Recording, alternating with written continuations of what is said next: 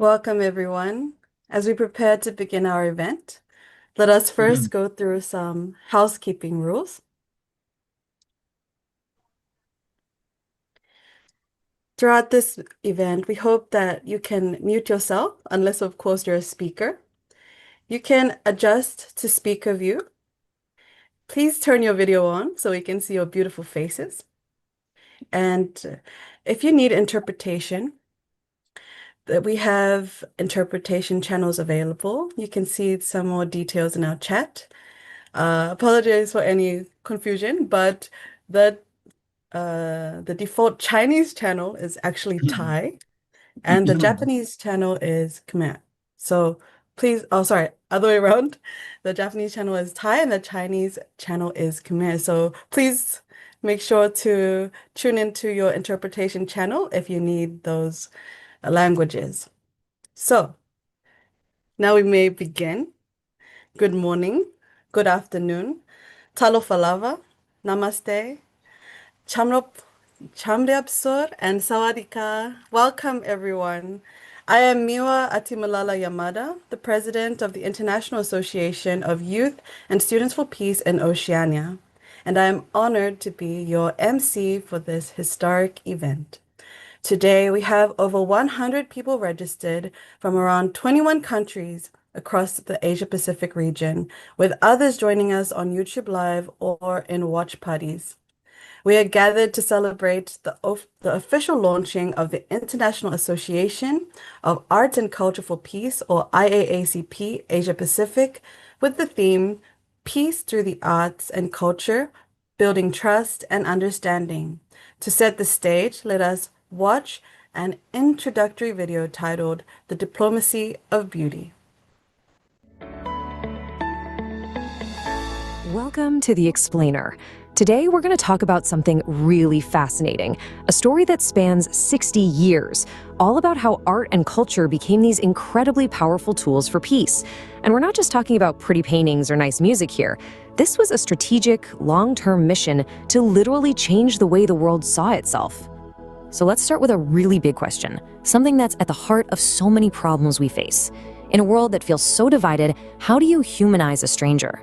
How do you get people to see the person behind the political label, especially when we're taught to be afraid or suspicious? It's a tough one, right? Well, for the movement we're talking about today, the answer didn't start in a parliament building or at a peace summit. Nope. It started on a stage, in the spotlight, with a group of kids.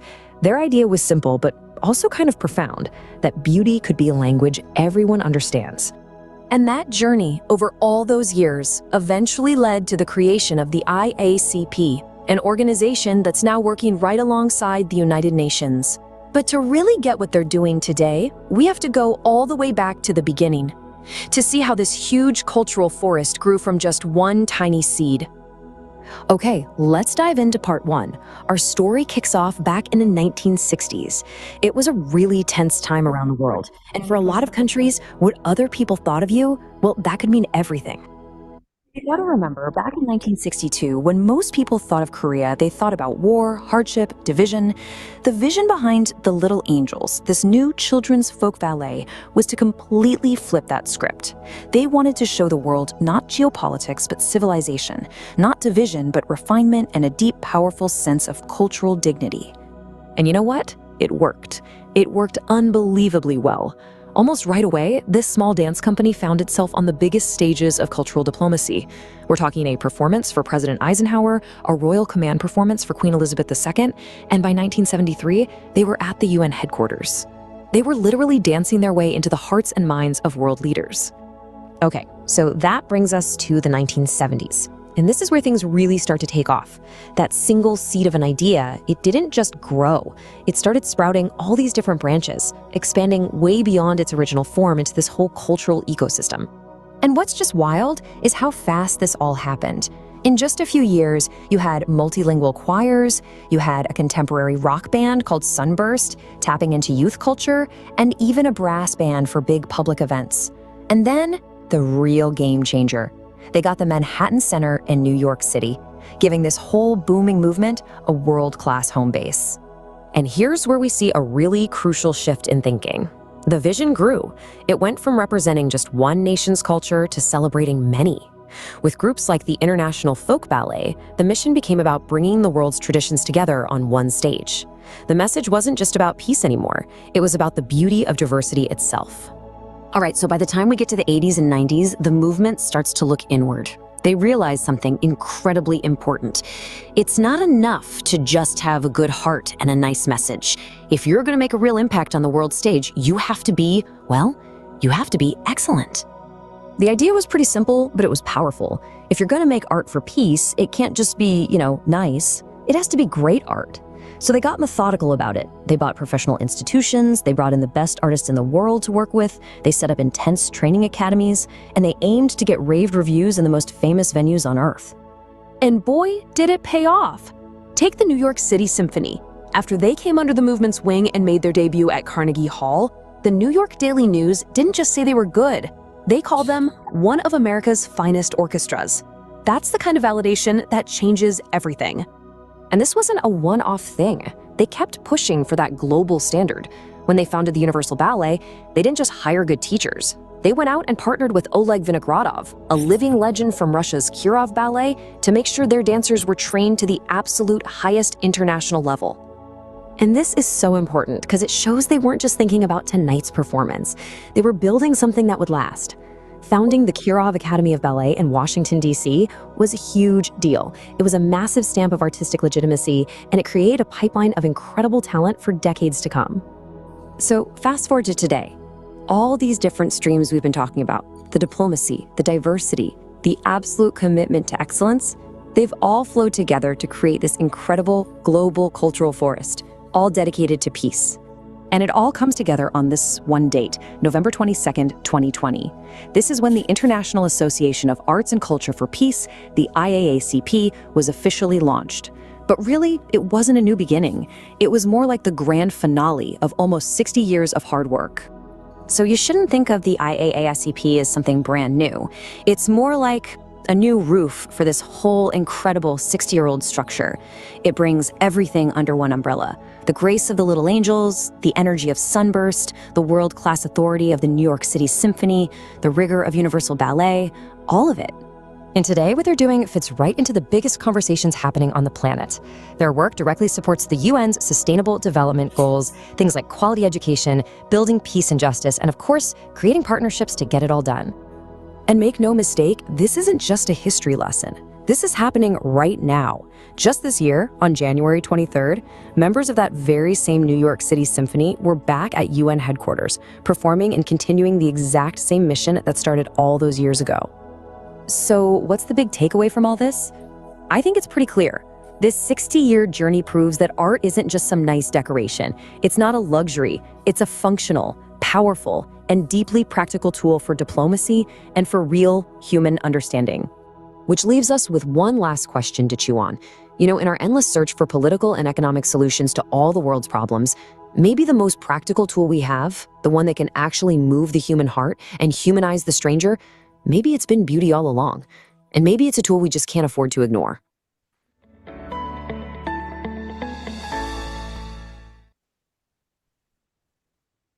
What an insightful video that shared the vision of IAACP and took us on a journey through the development of this organization. So now, to offer the opening remarks of the IAACP Asia Pacific launch, please welcome Mrs. Ursula McLachlan. Mrs. McLachlan serves as the president of the Universal Peace Federation in Asia Pacific. Originally from Germany, she has spent over 50 years promoting youth education, family values, and interreligious harmony throughout Asia. Her unique background includes the study of psychology in Germany, yoga in India, and Buddhism in Sri Lanka and Thailand. Please welcome Mrs. Ursula McLachlan.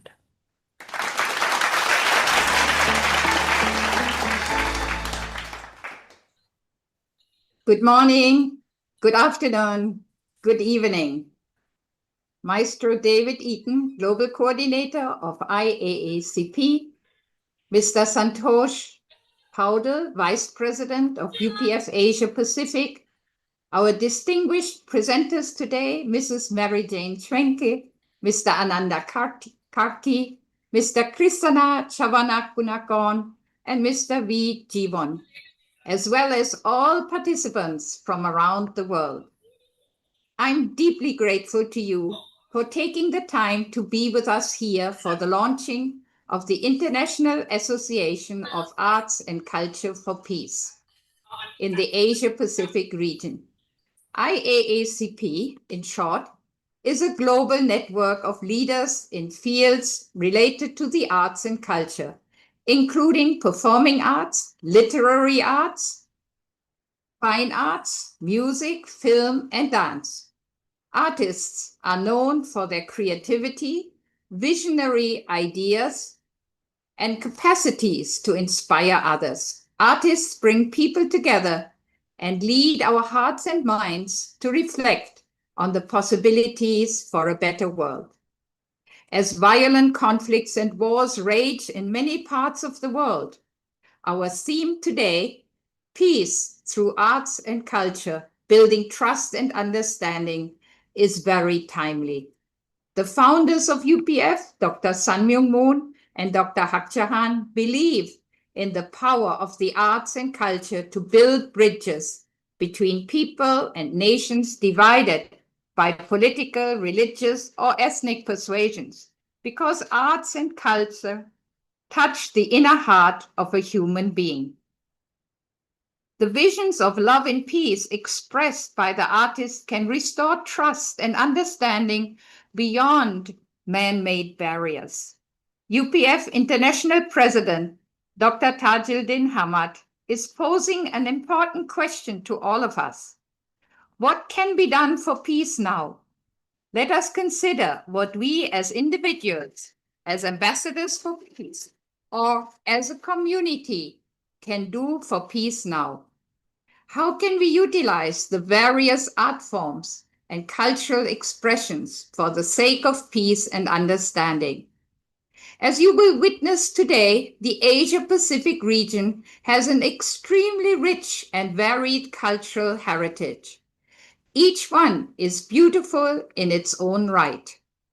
While UPF Oceania has already organized various wonderful events under the auspices of IAACP over the last 4 years, this is our first IAACP webinar in Asia Pacific, which comprises 40 nations. Let us make this inaugural webinar the first of many more regional, national, and local events throughout the region. I'm very grateful to our global IAACP coordinator, Maestro David Eaton, for speaking to us on this theme, even though in his time zone it is already close to midnight. I'm sure he will continue to inspire and guide IAACP Asia Pacific with his wealth of experience as a person who has dedicated his entire life to the arts. I look forward to a very enlightening and heartwarming program put together by the accomplished presenters today. Let us enjoy it together, and thank you very much.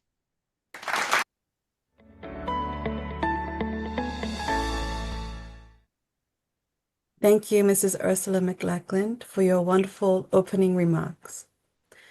Joining us now for the congratulatory remarks is Maestro David Eaton.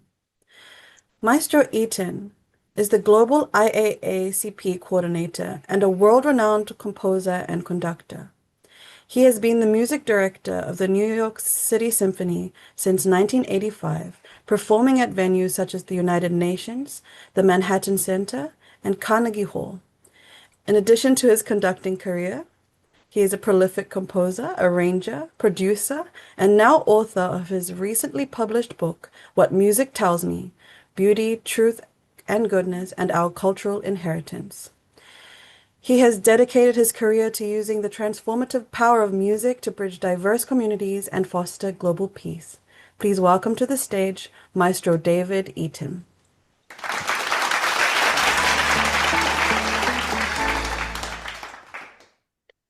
Well, thank you very much for the invitation to be here to share with you Grateful to Ursula, also to Dr. Taj Hamad, who's been very supportive of our efforts for IAACP. And IAACP is one of the 7 affiliate organizations of the Universal Peace Federation. And it was established in 2020 by Dr. Haq Jahan, who's one of the co-founders of UPF. And in her memoirs, Dr. Haq Jahan speaks about art and culture, and she says that people think that politics changes the world, but that is not the case. It is art and culture that change the world. Because when people are affected by beauty, whether it's the beauty of art or beauty of nature, there's a transformative aspect of that, which allows us to think in new and different ways. And when we can think in new and different ways, we can have new ideas about how to bring about peace, how to bring about a world where we can end the conflicts, right? And this is not a new idea. This idea goes back thousands of years. And in my book, which Miwa referenced, I begin the book with a quote by Leonard Bernstein, American composer and conductor. And he says that art cannot change events, but it can change people. It can affect people so they are changed because people are changed by art, enriched, ennobled, encouraged. They can act in a way that may affect the course of events by the way they vote, by the way they behave, and the way they think.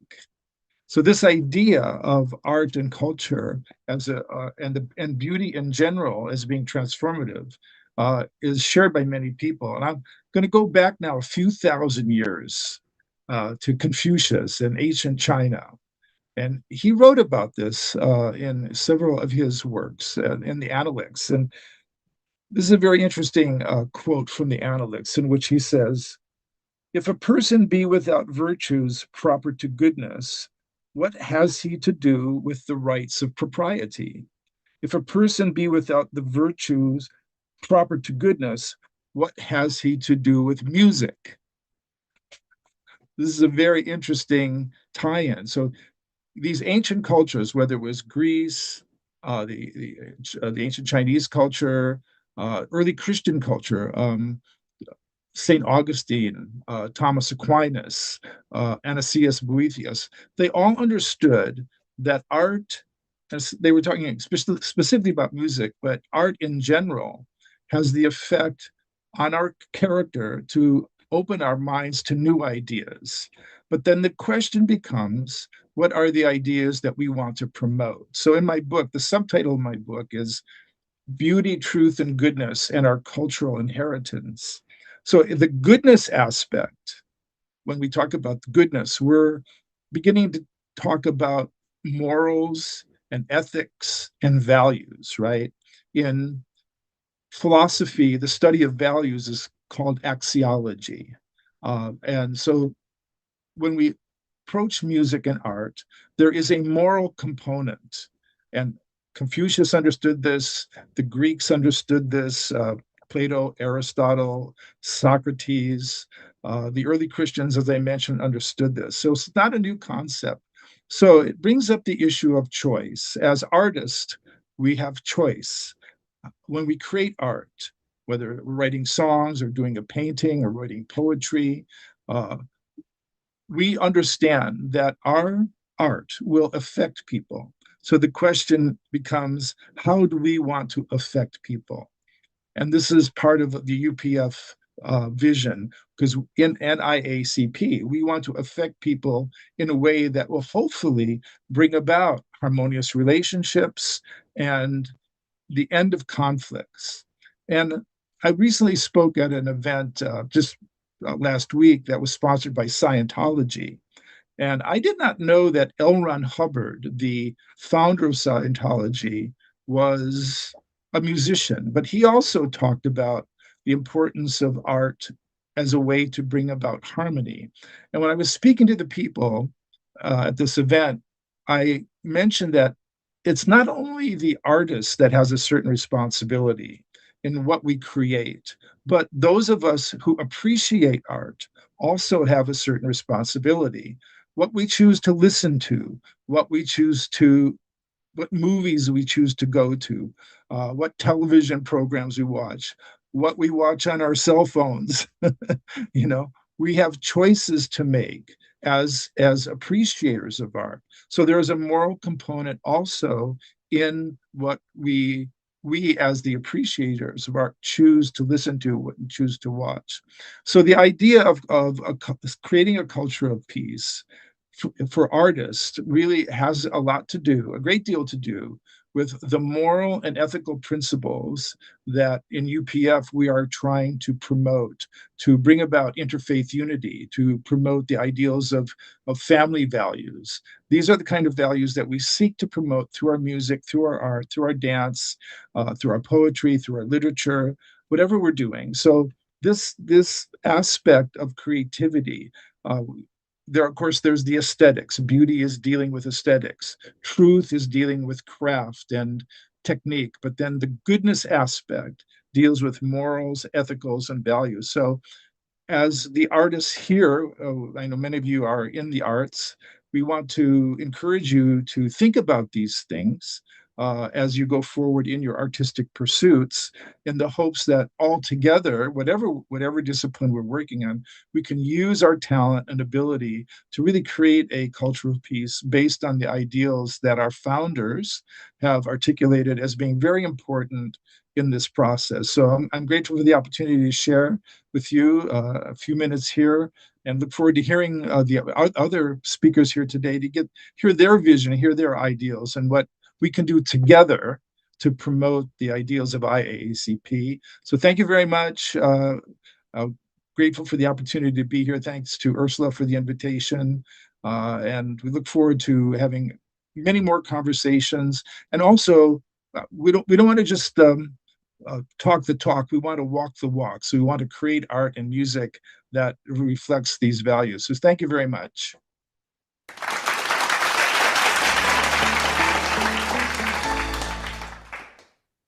Thank you, Maestro David Eaton, for your impactful congratulatory remarks. Our first key presenter for today comes from the beautiful region of Oceania. Mrs. Mary Jane Schwanke is the co-director of Matavai Pacific Cultural Arts, an NPO in Australia. She leads this nonprofit organization together with her husband, Frederick Schwanke, and their 3 children. She is a dedicated cultural practitioner who uses the arts of 8 Pacific nations to strengthen identity and create a sense of belonging. Under her leadership, Matavai recently coordinated the major cultural opening ceremony for the 2024 Commonwealth Heads of Government meeting. As a speaker, cultural practitioner, and community leader, Mary Jane advocates for the arts as a powerful tool for peace building. Please welcome Mrs. Mary Jane Schwanke.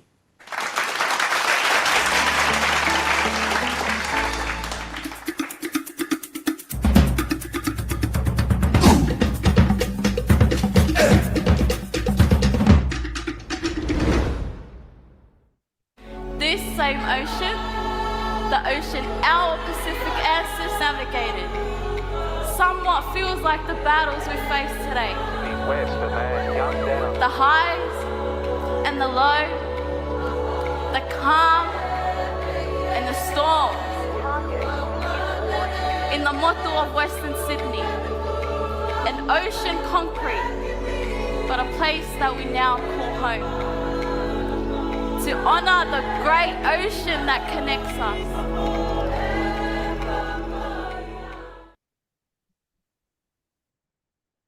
Falava, hopefully you can hear me clearly. Warm Pacific greetings to everyone joining us today. Firstly, I'm joining you from Sydney, and I'd like to acknowledge the traditional custodians of the land on which I gather on today, the Aboriginal people, the Dharawal people of the Darug Nation. I pay my respects to their elders, past, present, and emerging, but I also acknowledge the many different people and cultures joining us today. I'm so honored to be part of this event. I'm humbled. Thank you so much for the invitation. As mentioned, my name is Mary Jane.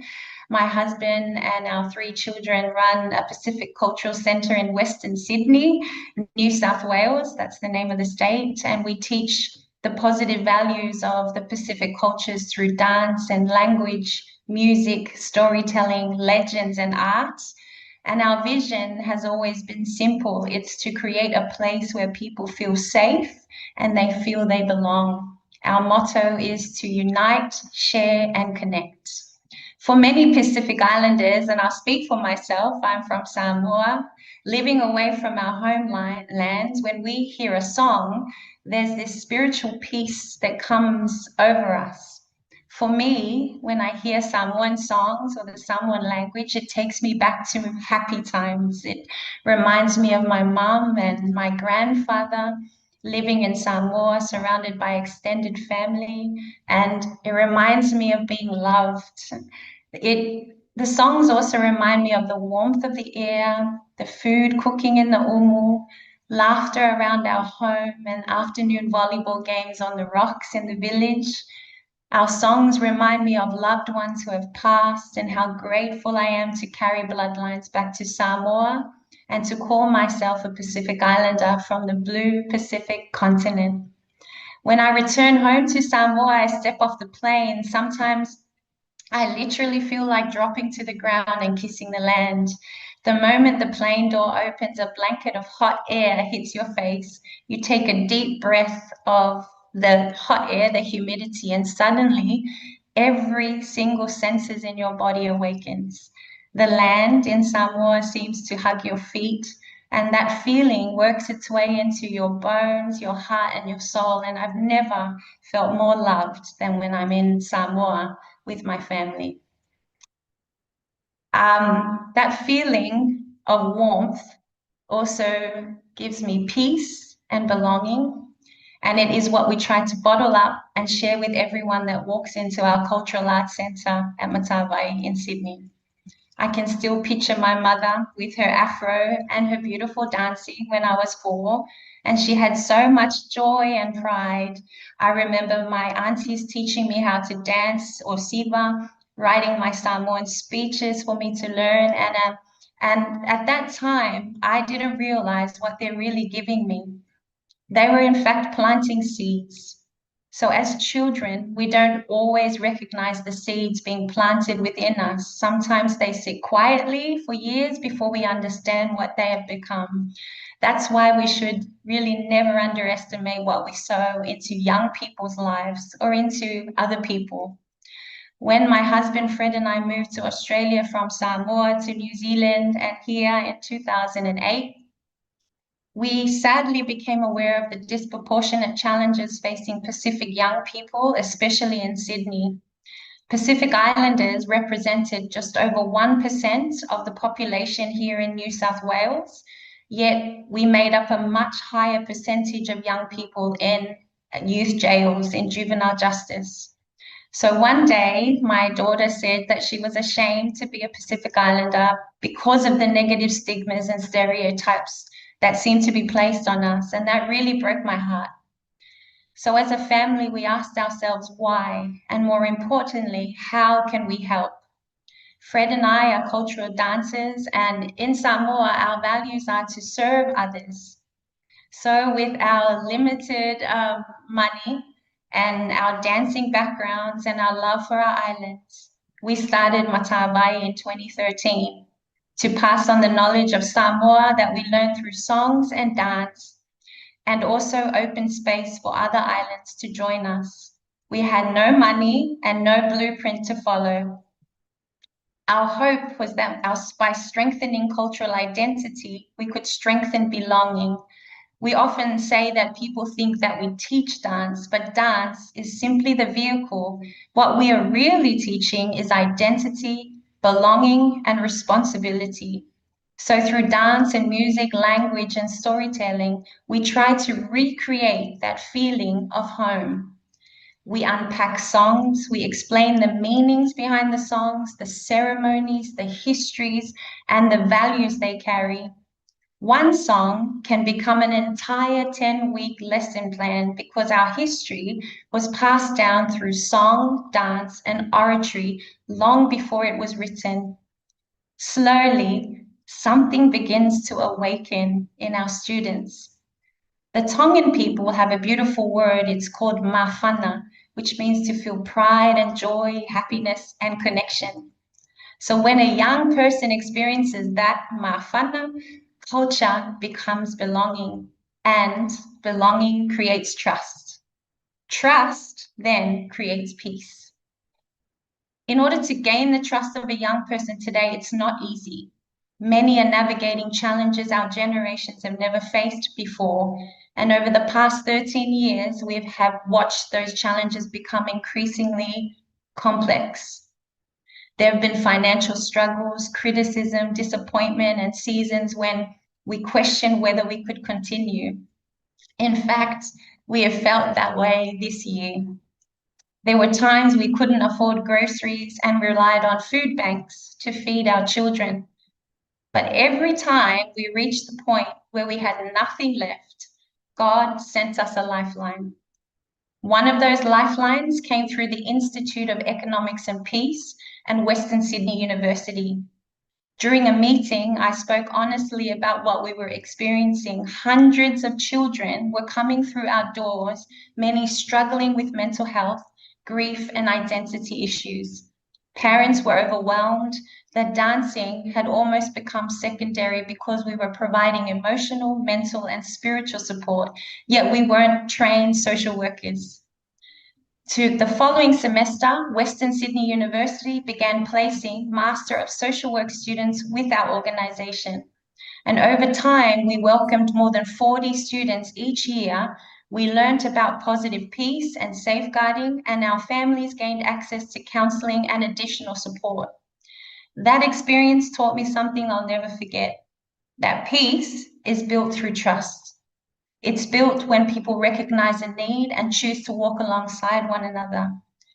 Today, many of those same young people that we welcomed into the centre have now become teachers, social workers, community leaders, lawyers.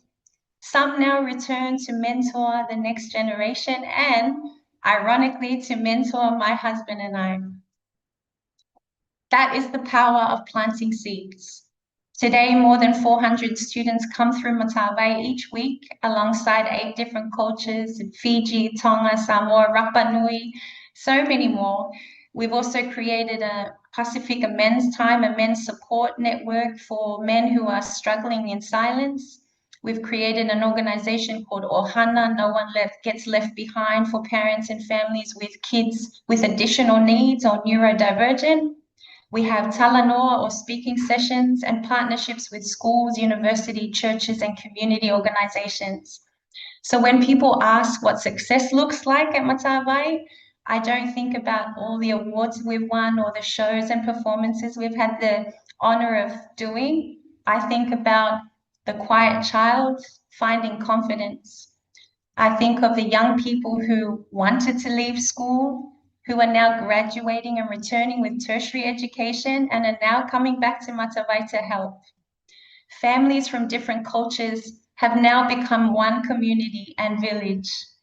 And I still think of my mother with her beautiful hair afro dancing because she planted that seed in my heart. In the same way, we may never fully know the impact of the time, love, and encouragement that we've invested in one young person through the arts. Don't ever, and if you are in that position to share your culture and arts, my encouragement is to keep showing up. Even when there are only 1 or 2 students or 1 or 2 people in the audience, share your culture anyway. Make room for others. It is what makes us unique.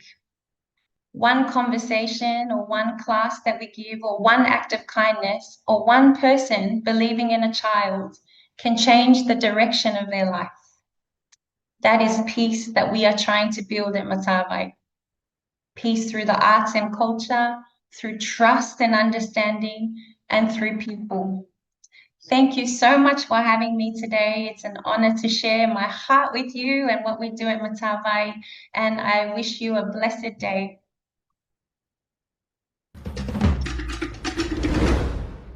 Hi, I'm Claire, the founder of Make Give Live, and been involved in Button Factory for quite some time now. And I just love the way it is such a haven for community and creativity. It's just such a flexible, open space for people to come and create and express. And yeah, I just feel like it's what the world really needs more of at the moment. And there's not that many spaces around where community of all shapes and forms can really come together. So I think my art is the result of so many circles of life. This is just a way of expressing my inner world as a woman who has gone through a lot. If it wasn't because of art, I would explode. Art gives me a way to step into life again. I guess this is one of the reasons for elongated necks which I have. When I really want to fall, when I really want to collapse, I don't know, the music and the inner voice that tells me hold a bit longer, just elongates the necks. I guess that's the main reason.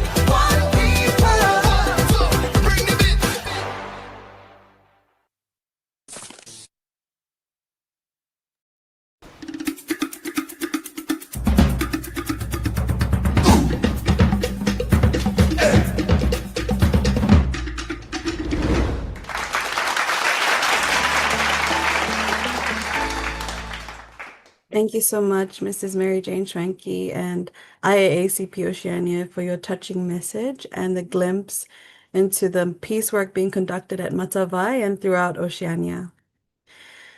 Next up, from the heart of the Himalayas, we welcome Mr. Ananda Kaki.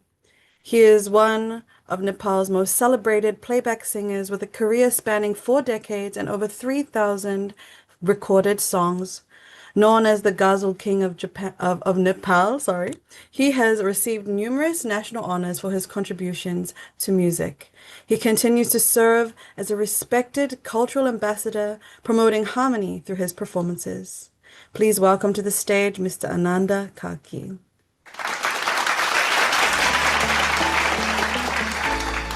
Respected, distinguished guests, leaders of the Universal Peace Federation, members of the International Association of arts and culture for peace. Artists, friends, and brothers and sisters from around the world, namaste and warm greetings to you all. It is a great honor and blessing for me to be part of this historic launch of the International Association of the Art and Culture for Peace in the Asia Pacific region. I have dedicated more than 4 decades of my life to music. Through this journey, I have come to realize on profound truth. Music and the arts are God's precious gifts to humanity. They are a universal language that speaks directly to the heart, where words often cannot. In today's world, music and the art are not only entertainment or a profession to earn a living. They are a powerful force for peace. They heal wounded hearts, bring hope to those in despair, and build bridges where division exists. They unite people beyond nationality, religion, race, language, and generation.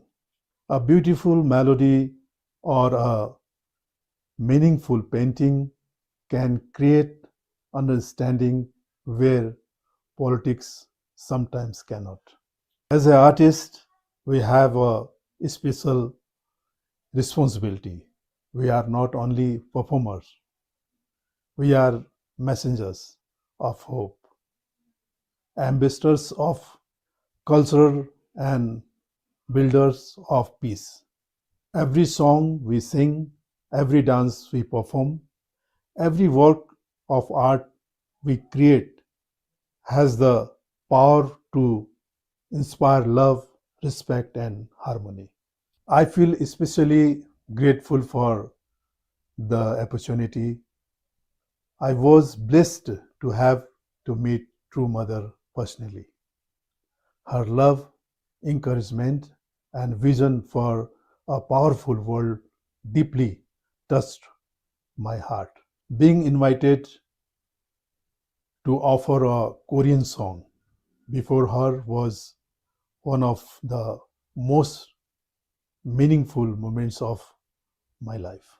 That experience strengthened my belief that music can transcend every barrier and bring people closer as a one global family under God. Today, as we launch this important association, let's work together so that art and culture become instruments of peace and understanding. Let us encourage young artists to use their talents not only for success, but also for service to humanity. May our voices, our creativity, and our hearts become bridges that connect people across the world. Thank you to Universal Peace Federation and IAACP for this wonderful initiative. May God bless each one of you, and may God bless our one human family. Thank you very much. Namaste.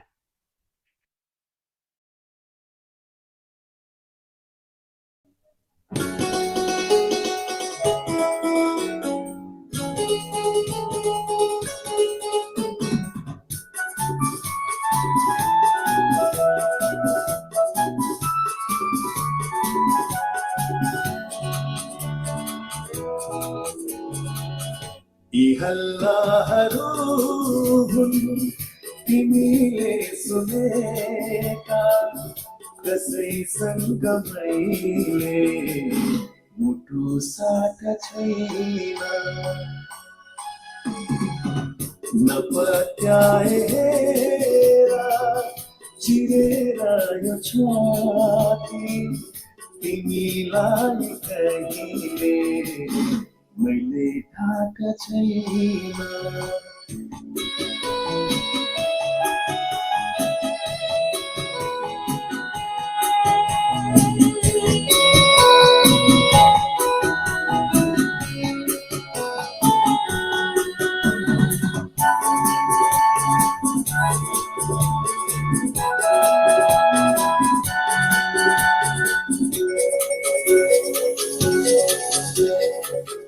यो मनमा तिमी छौ वचनमा तिमी छौ तिमी स्वप्न बन्दै सजेकी नयनमा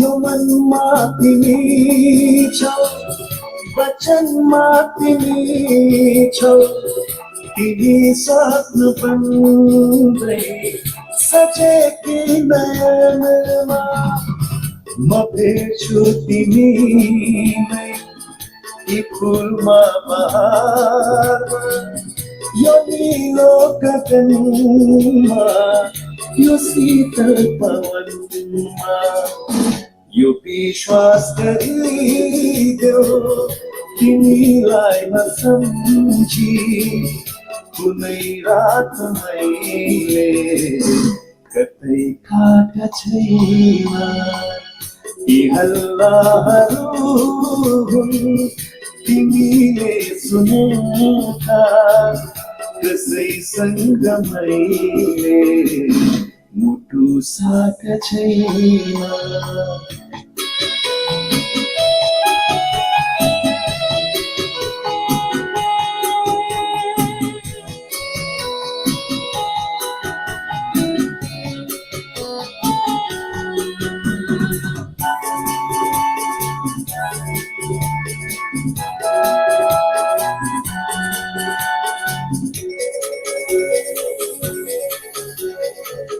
म फुल्छु हसिना लियो तिम्रै तिमी साथ हुन्न मेरो अर्थ हुन्न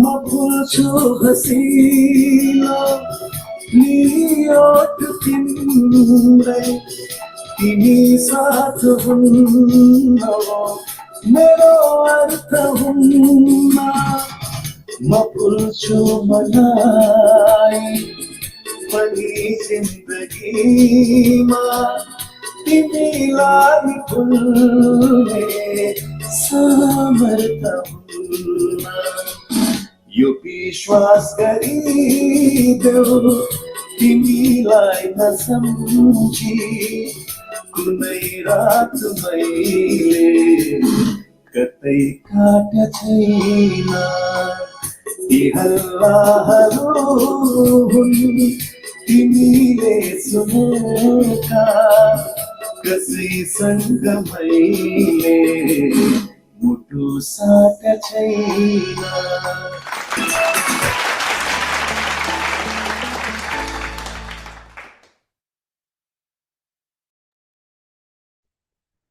Thank you so much, Mr. Ananda Kaki, for that beautiful presentation. Now, representing Thailand, we welcome Mr. Krisana Shavanakunakong. He is a contemporary symbolic artist and an ambassador for peace who believes true peace begins within the human heart. His work often draws inspiration from ancient cultural traditions to address modern social challenges. He is particularly passionate about using children's art projects to plant seeds of peace in the next generation. Please welcome to the stage Mr. Krisana.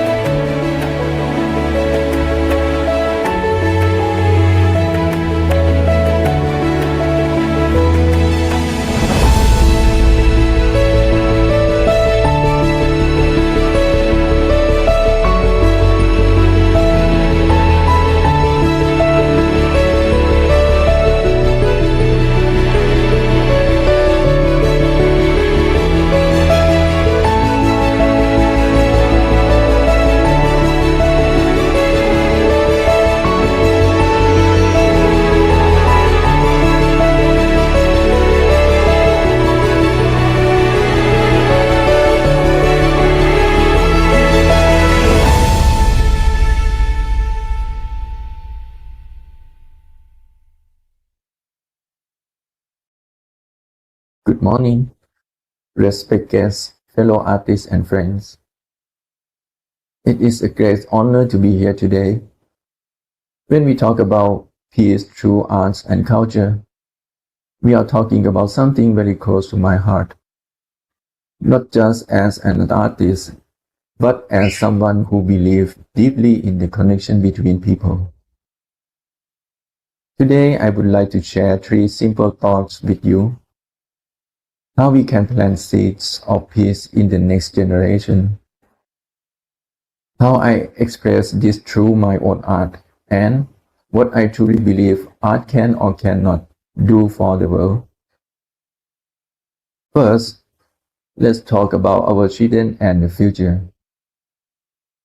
One of the most meaningful ways to introduce peace to young minds and through children arts competitions. When children draw or paint, they are not just playing with colors. They are learning how to express their thoughts, values, and cultural identities. By bringing themes of peace into children's arts project, we plant small seeds early on. We teach them that peace is not just an abstract idea, but value to live by. When kids grow up creating arts about harmony and mutual understanding, they carry those positive attitudes into adulthood. They grow up aware, empathetic, and ready to make the world the gentler place. Second, I would like to share how I approach this in my own personal work. In my painting, I often reflect on what it means to be human, our shared struggles, our social challenge, and our search for meaning. I frequently draw inspiration from ancient cultural traditions and religious wisdom. A common truth far across many cultures and beliefs in this. True peace begins within. Before we can build a peaceful society, we must first find inner peace in our own hearts and minds. Through fine arts, I try to weave this subtle message into my work. I don't aim to preach. Instead, I invite viewers to pause, reflect, and reconnect with their own humanity. Finally, let's be honest about the impact of art. To be completely frank, I would often wonder, can art really bring peace to the world? Realistically, as artists, we don't hold political power. We cannot start peace treaties or stop conflicts overnight. But that does not mean we are powerless. Art is our voice, and we can use it to its fullest potential. That is why I am so grateful for organizations like IAACP and UPF, who share this same vision, bringing people together through the universal language of art. Art goes beyond spoken words and written articles. I speak directly to the human heart through emotion and imagery. Whether it is performance, poetry, or fine art, it bridges difference where words often fail. To conclude, art may not change the world instantly, but it changes people, and people are the ones who build peace. Let us keep painting, creating, and sharing our voice, doing the very best we can step by step together. So, thank you very much.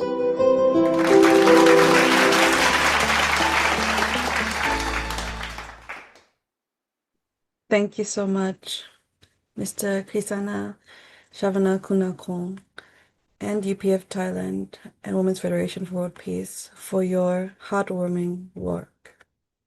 Our final performance comes from Cambodia. Mr. V. Jivong is a distinguished flutist and performing artist from the Royal University of Fine Arts in Phnom Penh. He has represented Cambodia on international stages across Asia, Australia, and the United States, including performances at the ASEAN Festival. Today, he will give a speech on today's theme, followed by a performance titled Khmer Legacy. Please welcome Mr. Jivong.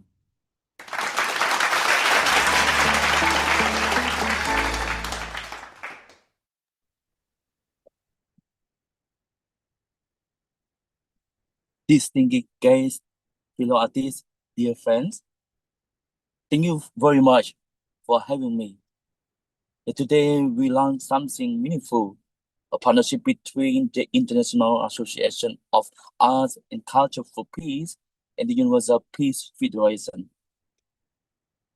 We have just enjoyed music and dance from across the Asia Pacific, from ASEAN, from Thailand, from Nepal. And we're gonna hear one song from my own country, Cambodia, Khmer Heritage. I want to use this song as a mirror for why we are here. The song opens, Khmer Heritage, a legacy from our ancestors. We preserve and honor it, promote our Khmer culture to be famous throughout the world. This is not a song about isolation. It is a song about sharing. The Khmer people are saying we have a treasure and we want the world to see it. That is exactly what today is about. Peace does not come from erasing our difference. It comes from policing what makes us unique and holding it up for others to see. When a dancer performs the Apsara, she's not just performing. She is telling the story of her people. When we share that story, walls of mistrust being to come down. The second verse says, Khmer heritage, a legacy is all first. Leave a legacy to our descendants. My children have the duty to protect it. This is a call to responsibility, and I believe every nation in this room share it. So let us expand the word Khmer children to mean all children, but each other's. Every one of us has duty to protect not only our own culture, but each other's. Because when any culture is lost, all of humanity lost something. In a world that often value efficiency over expression, we must teach our children that their duty is not only to the economy, but to the spirit. The third verse says, even though we are far from each other, join hands with sincerity, build a great legacy, support each other with loyalty. The Asia Pacific is vast, separated by oceans, languages, time zones. But this verse reminds us, distance is geography, not spirit. Art is the bridge across that distance. We understand a people not through GDP reports, but through their music, their dance, their languages. And loyalty means we support one another even when it takes effort. We celebrate each other's success. We host each other artists. We tell each other stories. The song closes with a vision. Khmer people have risen high. Khmer people create new works.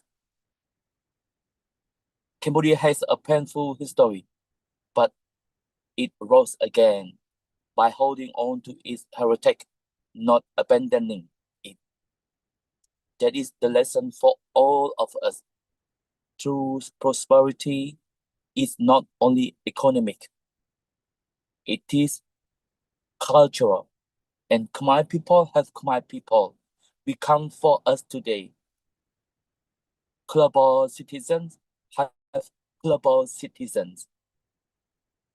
We are here to launch a movement, one that treats peace as the highest art form.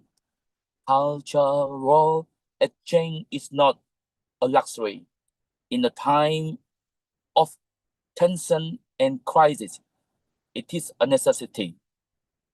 We need the rhythm of Oceania to meet the gong of Southeast Asia.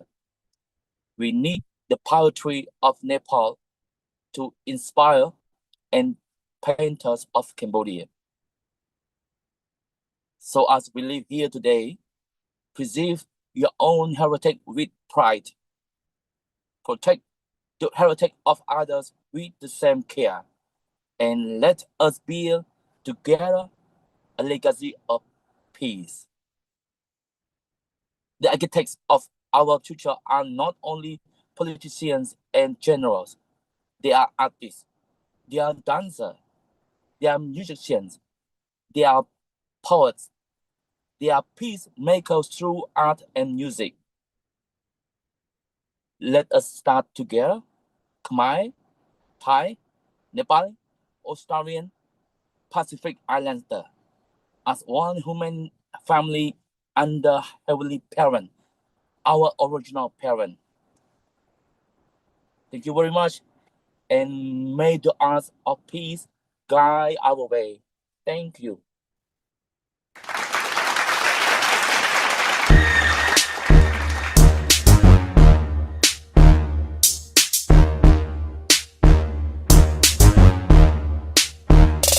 Một đợt Khmer kêu tông nào bị đốn ta dừng ra xa lực lòng cao ở ban khung buồn tôi bắt thó chết Khmer giờ ơi miên chùa nhìn cái tiêu ta bay xót sai quanh lô ca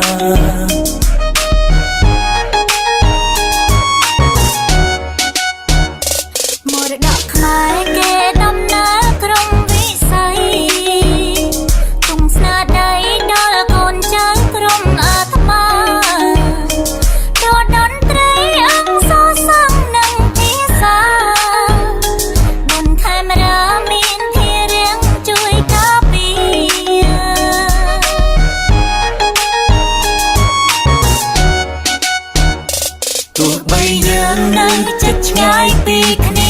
đây rùm bụi đây nói smart mong rùm tê sam sna đây ôi ban lo mùa hình mưa không cùng biết lướt tuổi khi đôi tiếng đây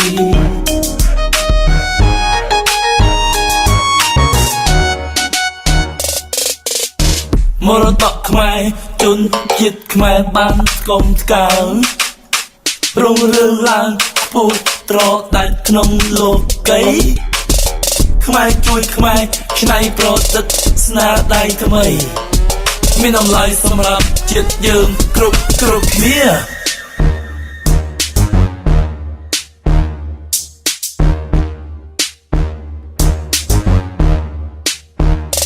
một đợt Khmer kêu tông nào bị đốn ta dừng ra xa lực lòng cao ở ban khung buồn tôi bắt thó chết Khmer giờ ơi miên chùa nhìn cái tiêu ta bay xót sai quanh lô ca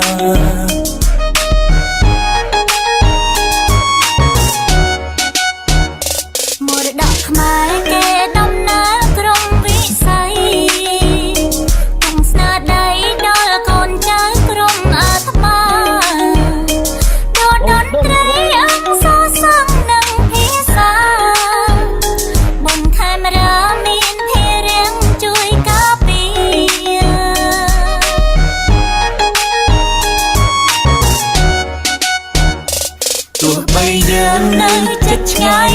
គ្នាក្តីរួមពួយដៃដោយស្ម័គ្រស្មងគ្រប់ពេលសងស្នាដៃឲ្យបានល្អមកហិនមាខំប្រឹងពីលើកស្ទួយគ្នាដោយទាំងក្តី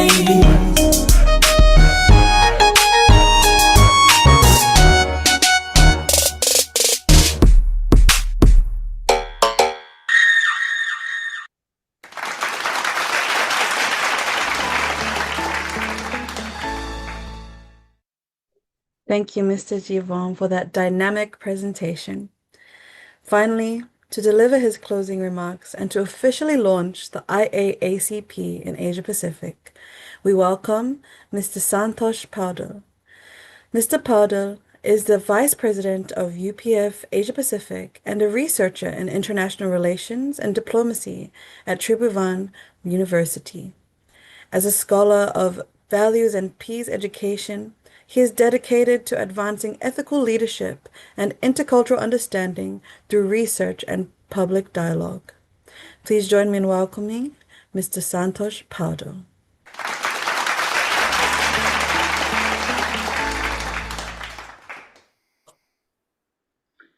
Thank you, our Master of Ceremony, Miwa Atimala, my wonderful MC. So, dear President of Universal Peace Federation Asia Pacific, Mrs. Ursula McLachlan, and our Global Coordinator David Eaton, distinguished guests, respected speakers, artists, cultural leaders, and dear participants from across the Asia Pacific and around the world. And I would like to also acknowledge the presence of my dear friends, our Honorable former Minister of Nepal, Honorable Tara Lama Tamang, and also Honorable Sunita Baral, a Member of Parliament. As we come to the close of this very meaningful program, I would like to express my sincere gratitude to each of you for your valuable presence and thoughtful contributions. So today's program has reminded us that peace is not built only through agreements or policies.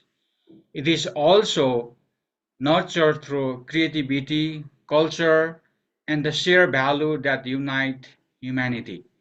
Our heartfelt appreciation goes to all our distinguished presenters.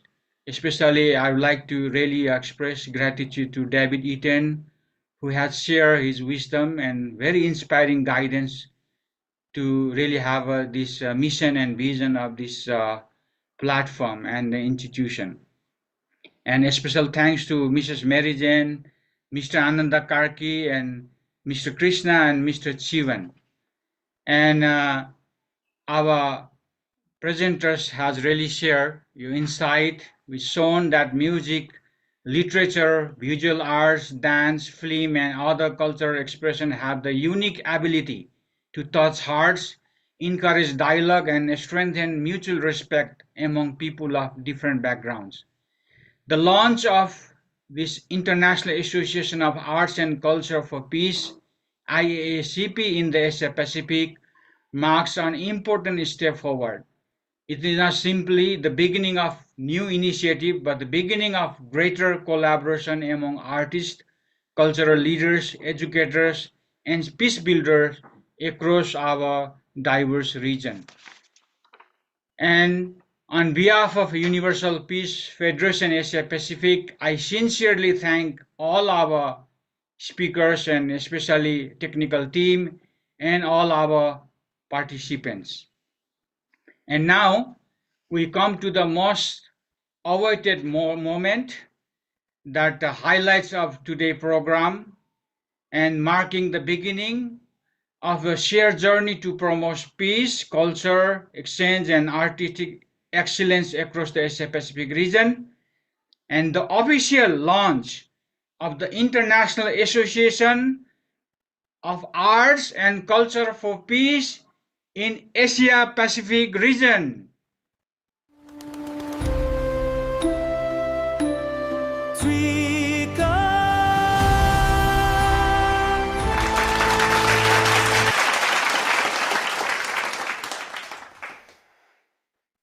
official launching of International Association of Arts and Culture for Peace in Asia Pacific has now been accomplished. Thank you very much.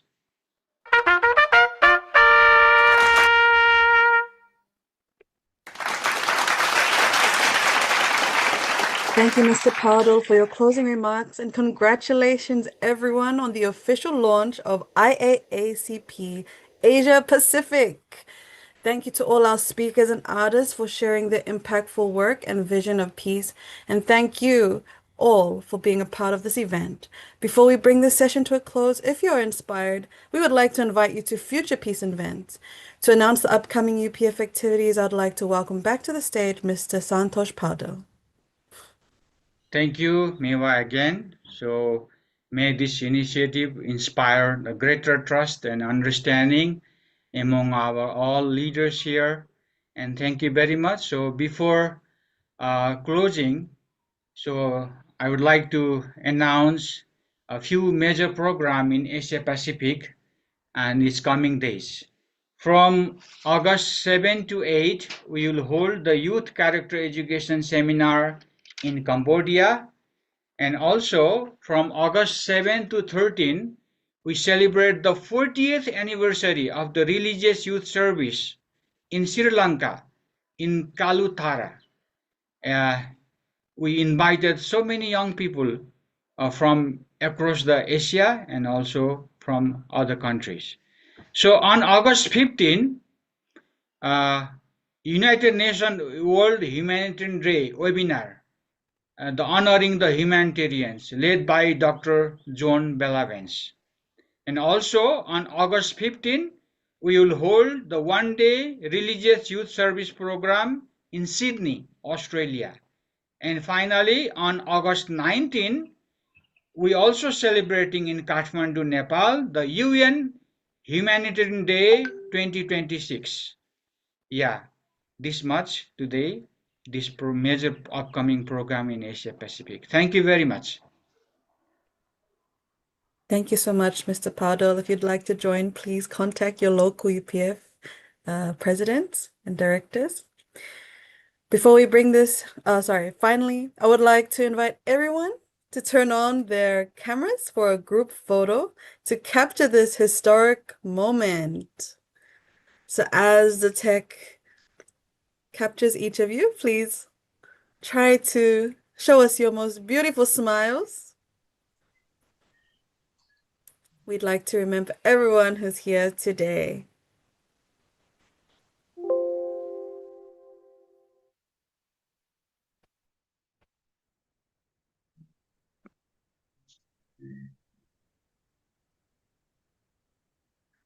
Let's do heart. Can you show us your hearts?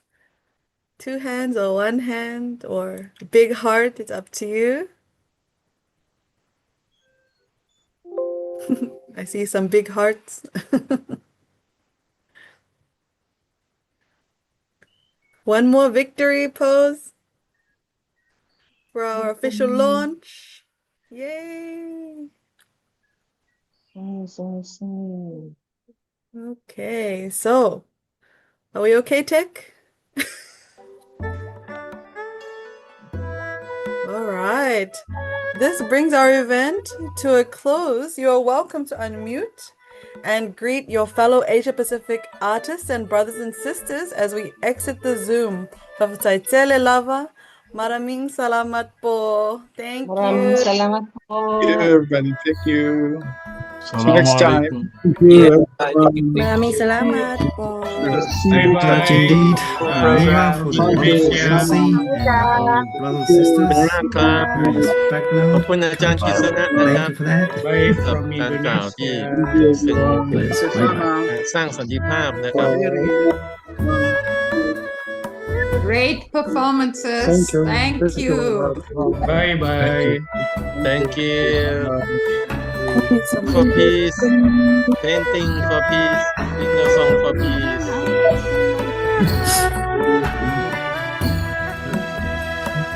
Very good. Very good.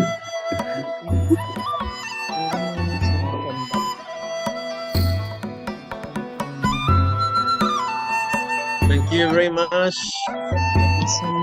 Thank you, Mantriju. Thank you. Next time. Thank you, Sunitaji. Thank you, Prakash, Arvind Prakash. Thank you, Anandai.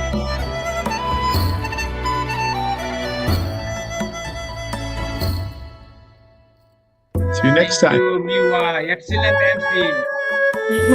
MC.